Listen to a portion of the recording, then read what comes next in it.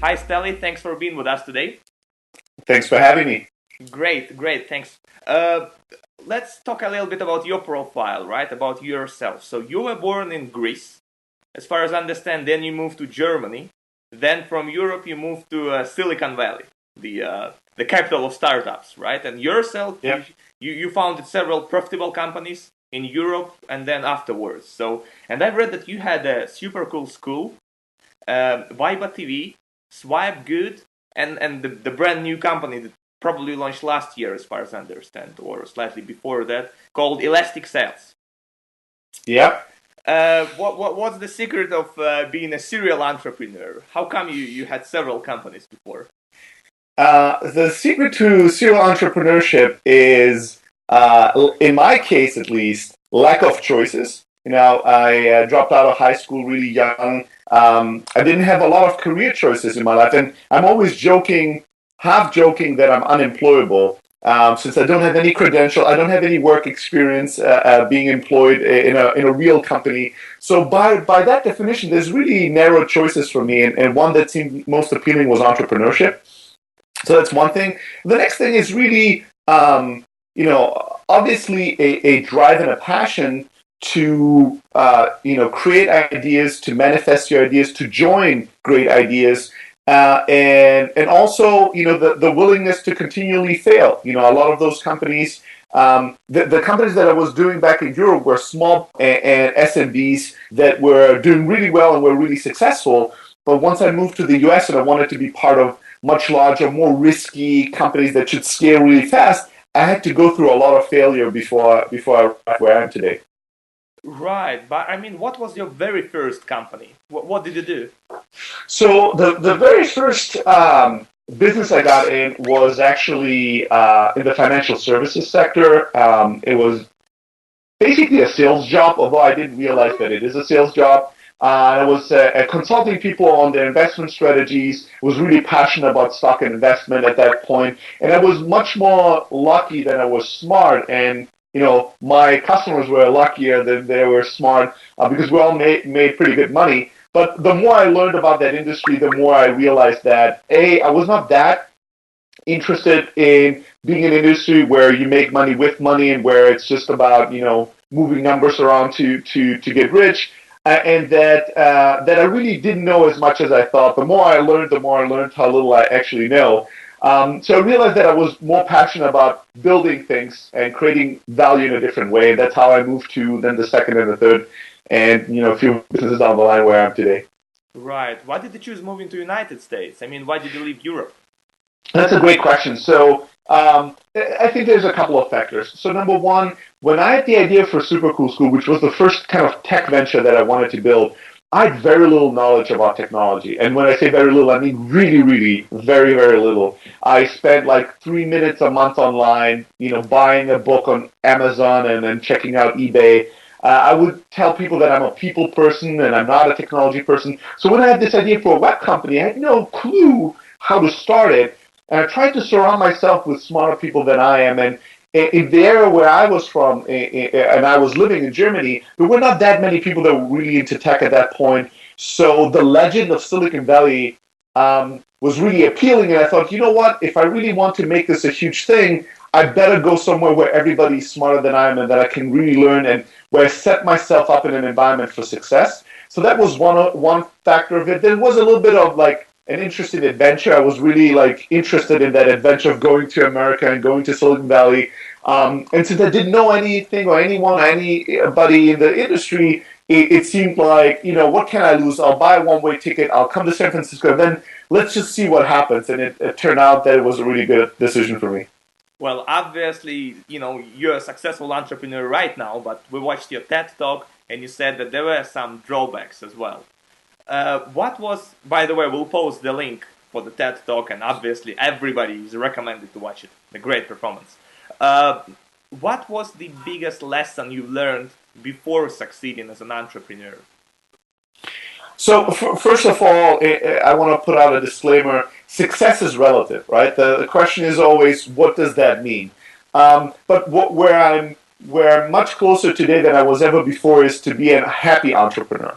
So, and that ties very well into the lesson that I've learned. So, when I first arrived in the US and I started working on this big idea that um, I had a couple of really bad beliefs about entrepreneurship.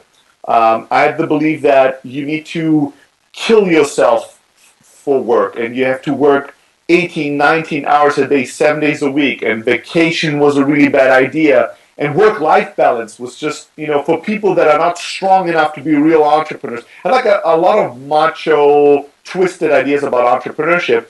And the result of that was that, I was struggling a lot and I was trying with brute force to will myself into success. And although I think that perseverance and being persistent is a big part of success, I don't think it's the only part of success. If you do something that really doesn't work, just doing it more and more and harder will not magically turn it into success. So eventually, I really burned out, and that was something that was a big lesson. I, before that, had never experienced burnout, and I always worked hard. So I believe that burnout is also just like a stupid idea or something that is like hip to say. If you want to just to quit, you say I'm burned out. But then I experienced it on myself, and it got harder and harder to do work. It got harder and harder to wake up in the morning, and I got depressed without really realizing it because I never thought I could be depressed just by the type of person that I am. So when I finally admitted failure with that company, to one degree, it was the hardest thing that I've ever did, and it was the most painful thing that I've ever did. And on the other hand, it was the best decision I ever made, and something that kind of, after just a few days, a few weeks, reignited a fire in me that I had totally forgotten, and a passion and a clarity, and I realized, wow, I was a zombie for the past 2 years, and I didn't even realize it. And that kind of gave me the strength and energy to go on and start my next venture and do much better than I did the previous years. Right. Let's speak about the recent venture that you launched. Elastic Sales. First of all, why Elastic? What does this name mean in this case? Oh, when we first thought about the idea, we wanted to solve a problem that we had. As serial entrepreneurs, myself and my co-founders, we had the problem multiple times where you build a product or a service or something that's great, but now you have to go and sell it. And a lot of times great companies fail, not because their service or product is not good, but because they don't succeed in selling their product successfully in the marketplace. So when we thought about this idea, we said, well, what if we could stop great companies from failing because of lack of sales? And we thought about this amazing cloud full of salespeople, millions and millions of them, like the Amazon AWS cloud, if you're familiar with that. We thought, wow, what if you had like an elastic and scalable sales force on demand whenever you need it? And that's kind of where the word elastic came from. It was like being elasticity and being able to scale up and down.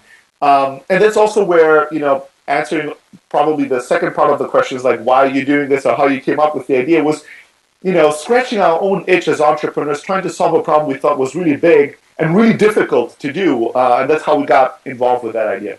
As you put it yourself somewhere, you're not trying to fix your own problem, but the problem for other companies and people, right? Yeah. So sales is a service platform. Could you expand a little bit on the details? How does it work? As far as I understand, it's business for business. Yeah.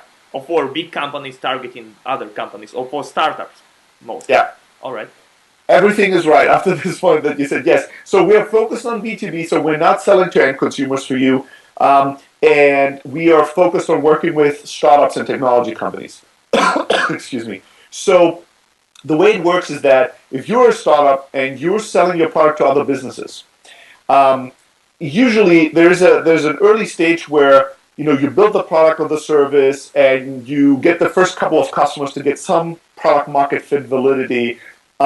And then once you get over that early stage, then you get to the point where you think, now we have to scale revenue, we have to grow revenue, we have to grow our customer base. How do we do that? And a lot of times traditionally, companies had to go out and then hire a few salespeople and kind of figure out how to train those people, how to pay them, what they should be doing, what the sales process looks like. And that's a really painful, really challenging aspect of a company's life cycle. What you can do today, and with our services, you can plug into Elastic Sales, basically, and utilize our expertise, our technology, our organizational and operational infrastructure to get a few salespeople from our staff to start doing sales for you, and also help you develop the sales process, figure out the benchmarks, tell you what technology to use, how to set up everything, and then um, once you get out of the sales exploration phase where you're trying to figure it out, and you get into sales execution phase where you have a model that works and you want to scale, we can offer you a much faster pathway to scale, because we have a lot of salespeople that you can just plug in and kind of rent, if you want so, and scale up your sales operations. Right. So I read in TechCrunch, or I think somewhere else, probably TechCrunch, that you conduct this research, the really meticulous research of the company and the product they make, right? Mostly, for the most part, what type of products you deal with, right? Because I can imagine that it's not everything that can be scalable when it comes to selling. So that's a great question. So there's three aspects that we're looking at. Number one is, before we even start, we look at the company and the founders, and we ask ourselves, do we like this? Are we excited about this?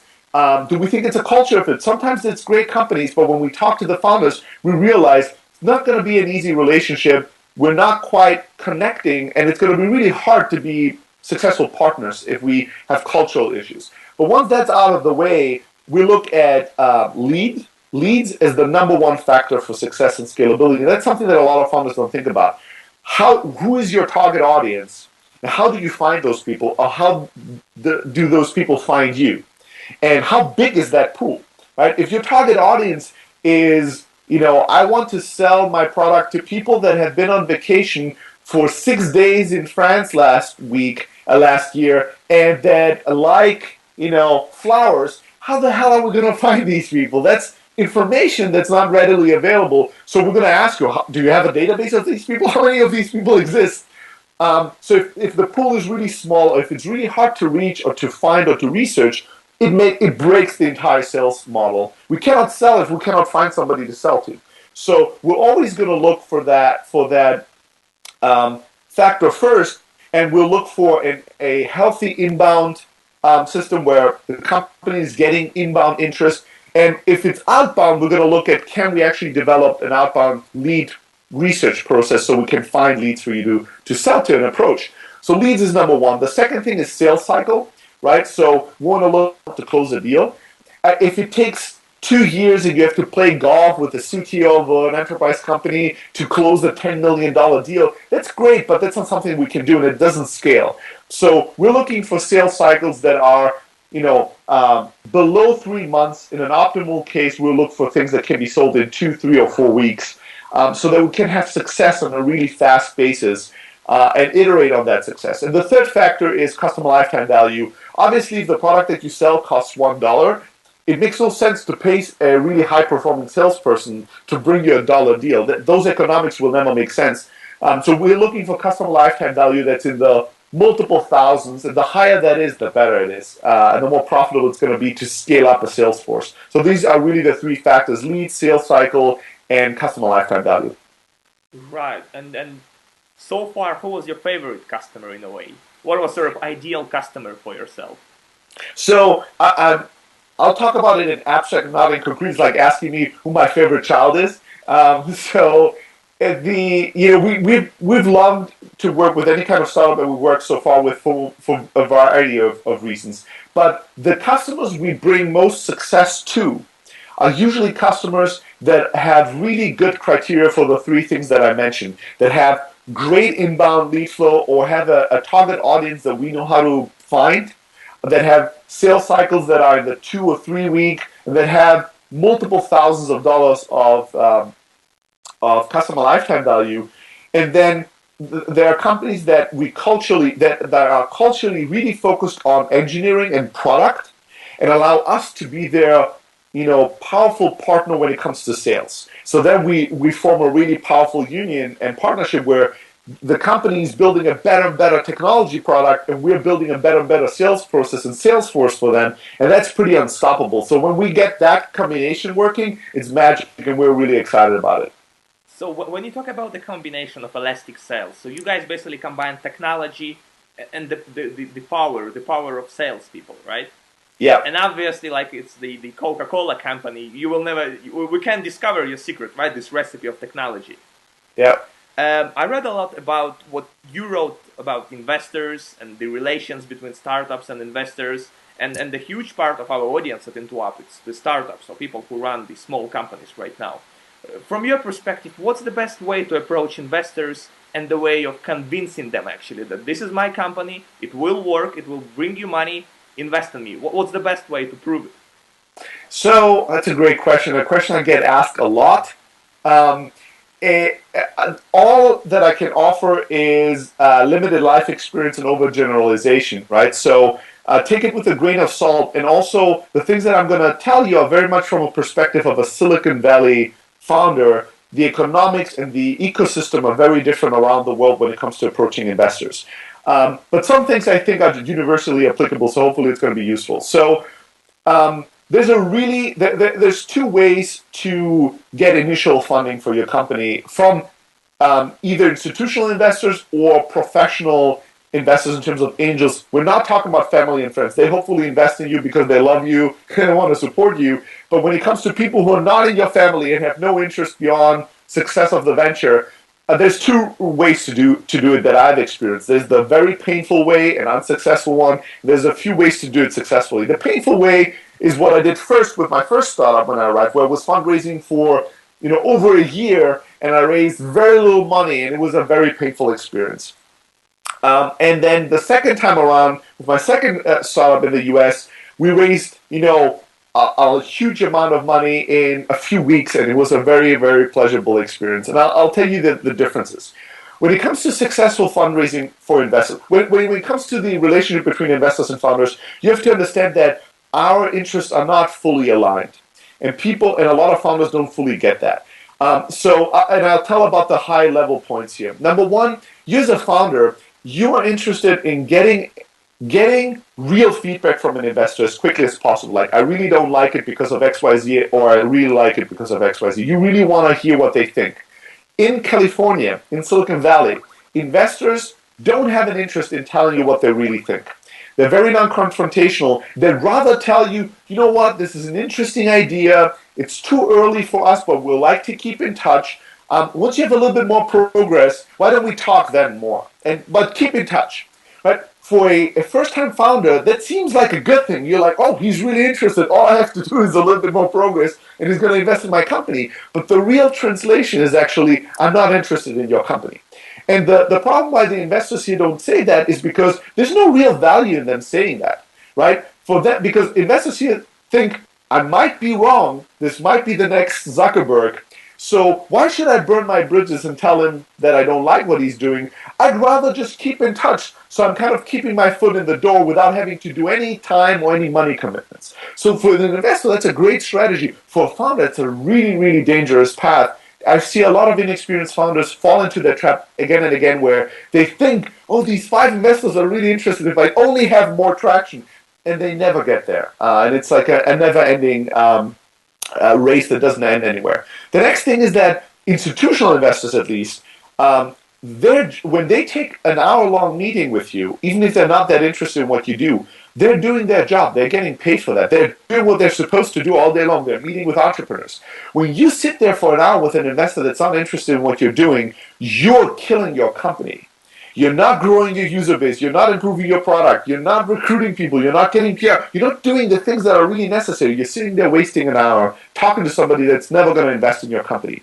So a lot of times, founders are not precious enough with their time and realizing, listen, I'm only going to meet with an investor if the likelihood of them investing is really high.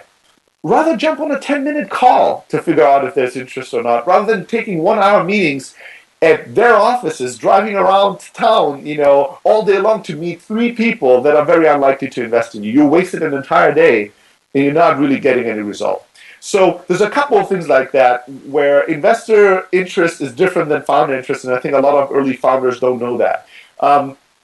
The way to be successful in fundraising, and successful is defined by getting the right investors that are culturally a great fit with you, so they're going to work well with you in good and in bad times, getting good terms, and getting it done in a short period of time. Those are the three factors for success for fundraising for me. To succeed there, there's just a few buckets that you can fall into. The number one bucket is you are a famous founder, right? Or you have a brand name team. So you were the first engineer at Facebook or the first engineer at LinkedIn, or you come from a great place, you have this great aura. Investors will want to invest in you independently from what your idea is, what the stage is, what your traction is, just because they think the rationale is these are rock star people.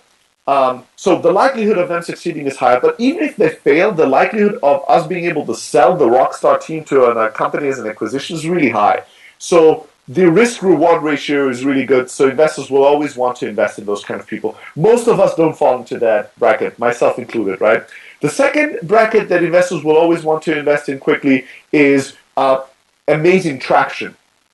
And amazing traction, I mean traction beyond a reasonable doubt that could be a failure. Right? When you're adding 100,000 users a day, it's beyond a reasonable doubt. It doesn't matter who you are. It doesn't matter what your idea is. Investors will want to invest because they see massive signal from the market that there's success. And they will want to invest quickly because they know every day I wait, they add 100,000 users, so this is going to become more and more expensive for me. So there's a real reason for them to act quickly, which usually they don't have. Most of us are not in that bracket, myself included.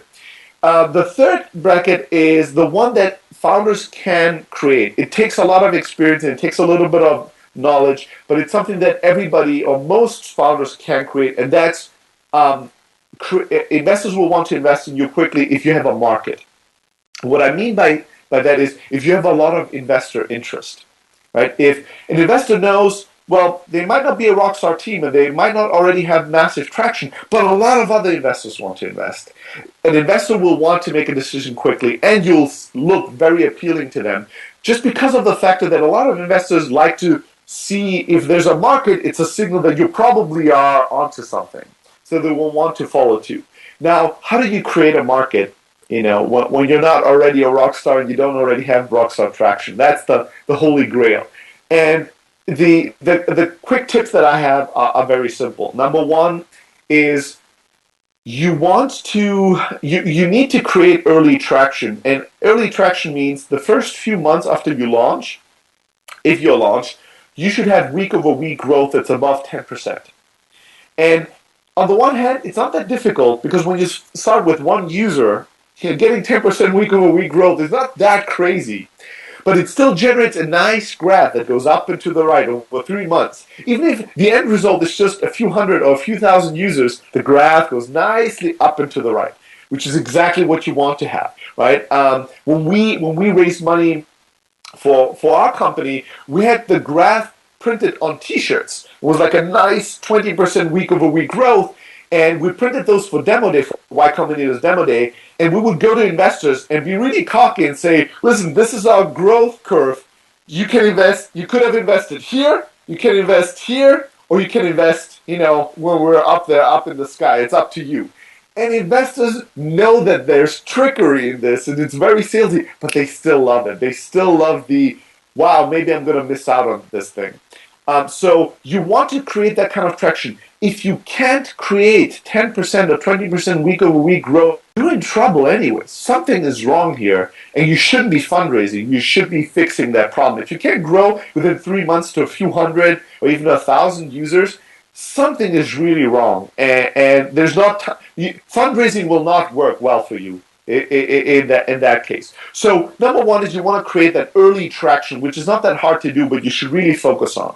And a lot of founders think, well, if I have a few hundred users, it doesn't really matter. Yes, it does. If you can consistently grow week over week and create that nice chart.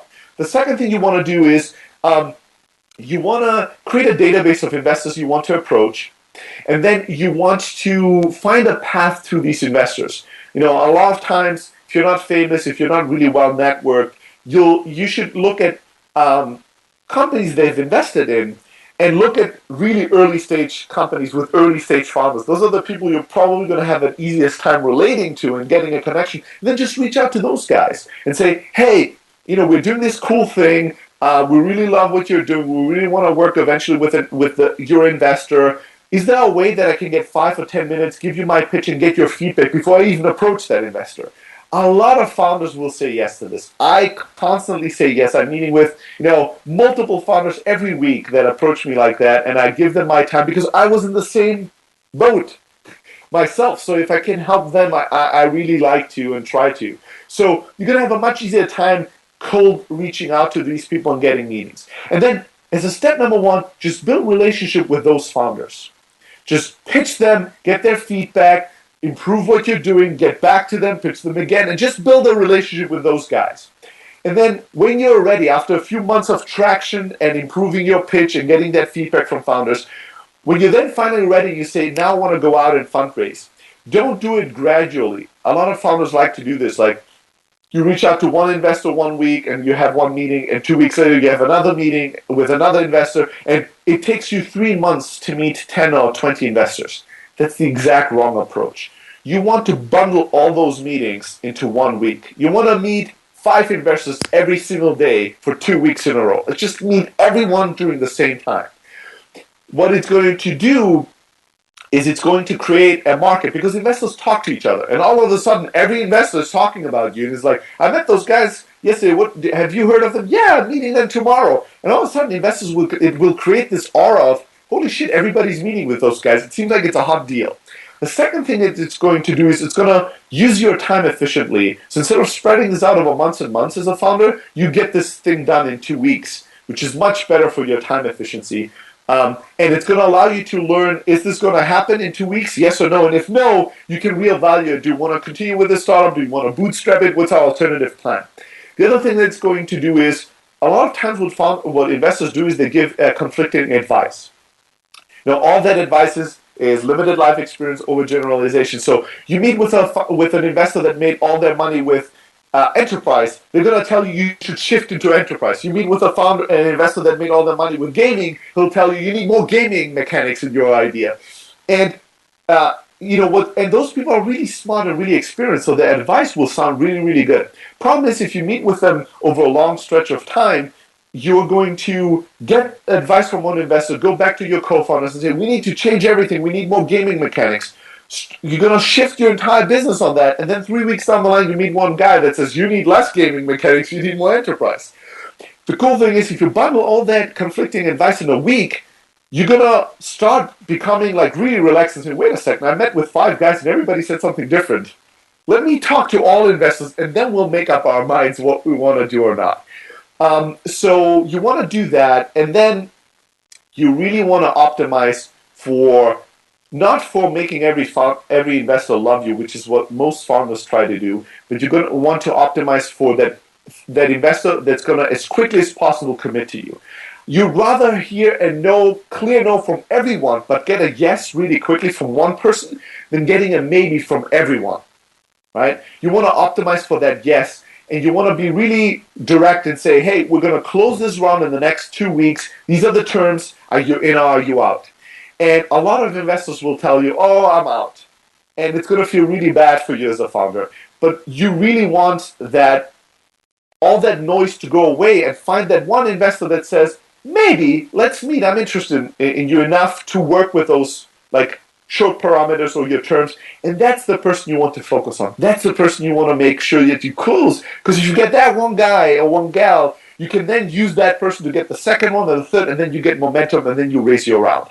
A lot of times founders spend way too much time with those 99% that will never commit to you, but they say maybe, and they lose that one person that could have committed to them.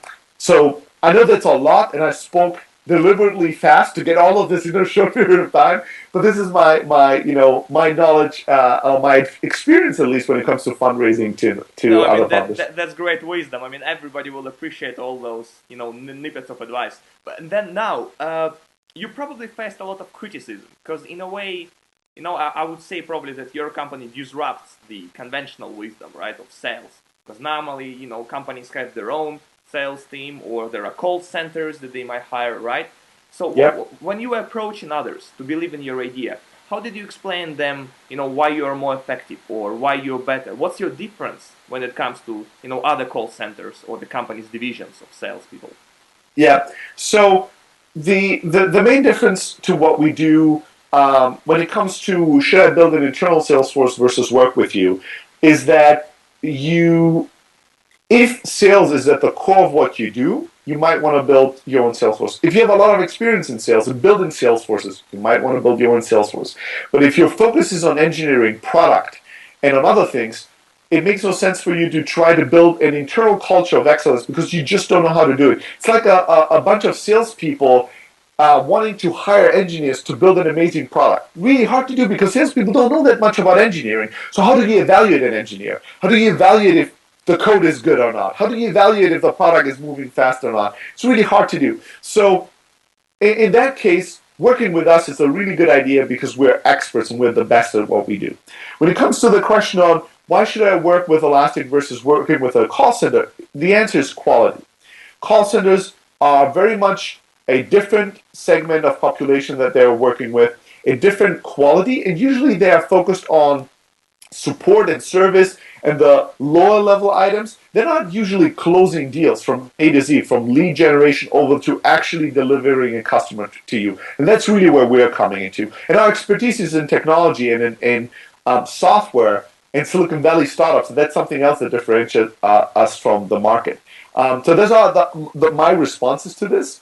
But those responses have grown overall. You know, when we had the idea, we started cold calling companies and pitching them the idea on the second day.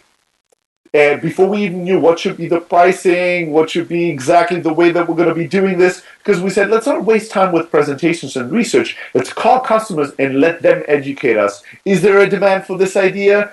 What will be the pricing? What will be their objections? And within just a few days, we got enough interest to decide there's something on here. We should pursue this idea.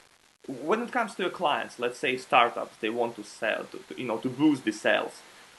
Is it true that for the most part they want just numbers, like they want you to sell as much as possible, or there is something else that they also can, sort of demand from you? So when it comes to startup companies, there's actually three things that they want. Yes, they want revenue. Sales cures all. We all want revenue, but even more importantly than just pure revenue, they want a sales model that's predictable, repeatable, and scalable. Because I could get you revenue. A lot of times, what happens is you get revenue or sales numbers in the early days that are skewed because you go after low-hanging fruit, right? You go and sell to your network, to your investors' network, to your friends, and you get really good numbers. And then you take those numbers and you assume that they can be extrapolated and scaled. So you hire 20 salespeople in it and expect them to get the same numbers. But they don't get the same numbers because the low-hanging fruit is already gone. And then you've wasted all the time and energy and money. And you can't try to figure out, why is this not working? We had such great numbers at the beginning. The problem is that you didn't have a model that actually can scale and can be predicted and repeated. So a lot of our startups don't just want revenue from us, they want us to develop a model for them that actually scales. And the third thing is, in an early stage as a startup, you want a lot of customer development. You want to know what do customers like and don't like. You want a lot of testing. Like we're testing for a lot of startups, what's the right pricing structure, right? You don't really know. So we go out and we pitch customers on different pricings and different pricing terms, and we see what works well, what doesn't work well, and we get back to you with that knowledge. You want to hear what customers really want and what they care about or don't care about, what features that you have in your roadmap will make a difference or not. So there's a lot of customer feedback that startups want from sales that's not just pure revenue. So I think that startups are unique in that way. When you look at more mature Fortune 500 companies, if they want to outsource sales, they just want numbers. But startups want actually knowledge. More than just pure numbers. Right. Well, all right. I understand about your clients. Now, the buyers, those people you call into, right? Okay. Yeah. In their case, I mean, normally they don't really know what they want, right? Unless probably you explain what they want. Or am I right or not in this case? It depends. It really depends on the kind of product that you sell. Sometimes you fulfill demand, right? So there's a company or customer in that company that has a problem, and there's a few solutions, and you're offering another solution to fix that problem. And then in other cases, she has this problem, and you have to create demand. You have to educate the market that there is a problem, and then offer the solution. in that second case, it's a much harder task a lot of times to succeed in that because it takes much more time to get scale. The first case, it's all about identifying the person, identifying the problem, and then succinctly offering the solution that you offer and differentiating that solution from all other solutions that are available. But it also depends on who you're selling to, right? Are you selling to, when it comes to B2B clients, are you selling to the CEO, the founder of a company? They have very different thinking. They want problems to be solved, revenue to be grown. They're very pragmatic usually. But if you're selling a large enterprise to a department head, they don't just think about what's the best solution. They have to think about what is a solution that will make myself and my position safe. Is this a risky solution? Even if it's a better one, can I go with a safer one? What will I be able to actually, from an internal politics view, how can I look really good? How can I progress in my career? Those questions are much more important to those people than what's the best thing for the company. So you have to position the product a little bit differently. So it really depends on who you're selling to. Right, and the question as well, I always ask them for, to those guys who run bigger companies. I mean, not more than 10 or 20, right? I read that you guys have about 20 or around 20 people in the office, and some people who work remotely. About 30, I think, other people as a sales force, as I've said. That makes more than 50, right? How do you run the company? Is the first question, and the second question: people who do not work in the office. How do you make sure that they work? So those are both great questions. So I'll address the second first, and then I'll go to the first one. So the people that work remotely with us, and it's a growing number, those people are typically doing top of the funnel work for us. So the heavy lead generation, lead qualifying jobs, they never close deals. And the way that we make sure that they work is that they use our software. We've built an internal sales software that runs all our campaigns and that all our salespeople use. And with that software, we can track exactly what the activity is. But also, those people are heavily paid by commission and by results, and not paid by the hour. When it comes to the internal team, or overall to the question of how do you manage a growing company, a growing team, and how do you structure? That's a question I ask myself every single day, and it's something that we constantly work on. And as you go through different phases, when you start with like just you yourself and maybe one or another co-founder, you're 3 people, and then you hire the first few people, you're like 5, then you go to 10, and then you get to 30. The way you structure things changes drastically, and the dynamic within teams changes drastically. So as a founder, you have to constantly ask yourself that. The simplest way to address that question without having to tell you exactly how our org structure looks like and all that is culture, right? I've learned that culture trumps strategy, and culture really will influence the company and the way that the company runs to a much larger degree than you realize in the early days. The early days when just you and your co-founders, culture is not a topic because you are the culture. That just the personality of yourself and your co-founder creates the culture. But once you hire more people, it becomes much more important to articulate your culture, to filter through your culture. So we're not hiring people, even when they're amazing at what they do, if they're not fitting into our culture.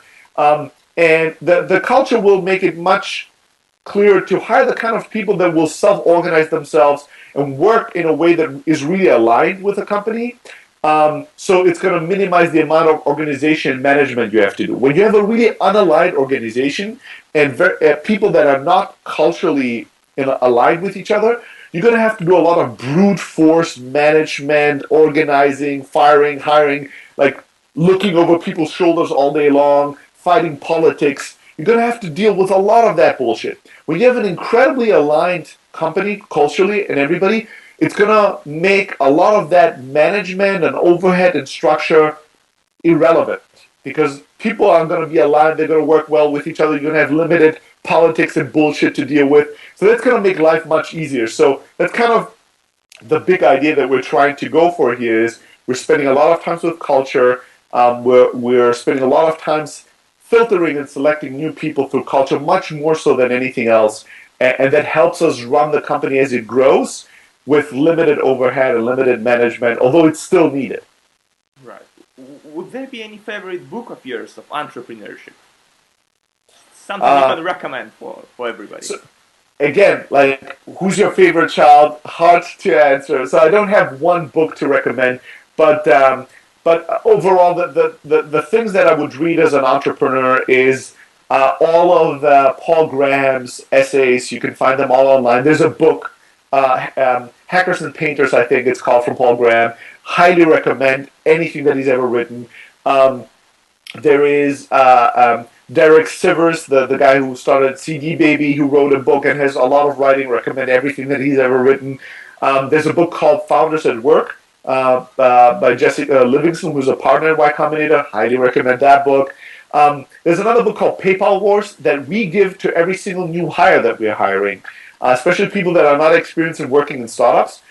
It's written by one of the early employees of PayPal, kind of through the war times of PayPal and the highs and lows, and then how they ultimately succeeded. That's a great book to read because it kind of gives you the inside scoop of a successful startup, but how broken a lot of things were and how challenged. So those are kind of things on top of my mind that I would recommend every founder to read. Thanks a lot for that, Steli. The final part, we always ask questions with several options as an answers. And you pick up any you like. Okay. Right. Cool. Steve Jobs or Bill Gates? Steve Jobs. Which type of phone? Android, Windows, or iPhone? iPhone. Going to a party or staying home? Going to a party. Tea or coffee? Tea. Which car? BMW or Mercedes? Mercedes. I was working at Mercedes factories and living in Stuttgart, so Mercedes. Stuttgart, great place. Yeah. Egg or chicken? What came first? Egg. Being married or not being married? And I think I know your answer. Being married. God believer or atheist? More atheist than God believer. And the very last thing, for those people who want to start up and may have some doubts, what would you advise? Ask yourself, what's the worst that could happen? I think that when you really examine that question, and if you live in a place, in a healthy and wealthy place like we do, the U.S., Europe, most of the places in Europe, then the worst that could happen is that you'll fail. And what happens if you fail? Usually, you might have spent a year where you didn't make as much money, you collected a little bit of debt, but and then what happens then? You'll go out and you'll find another job, probably, and life will go on. So I think that if you examine the risk of entrepreneurship, the risk of failure and the implications of failure is usually a lot of valuable life experience and not that much dramatic. Like, you're still going to live, life will go on. So I think that most cases when people examine what will happen in the worst case, they can't come up with something that's that dramatic. But, if when you're 60 or 70 years old, if you're in your deathbed, you think back, you really want to have doubt about, like, maybe I should have gone after my passion, my dream, my vision, and I never actually were able to examine that question. I think that that's something to me that's more devastating than failing and then wasting a year of my life or a few $1,000s of my money. So go for it. Nothing bad can really happen in most cases. My name is Steli Efti with Elastic Sales. And I'm excited to be at the program In2up. Awesome interview. Thanks so much.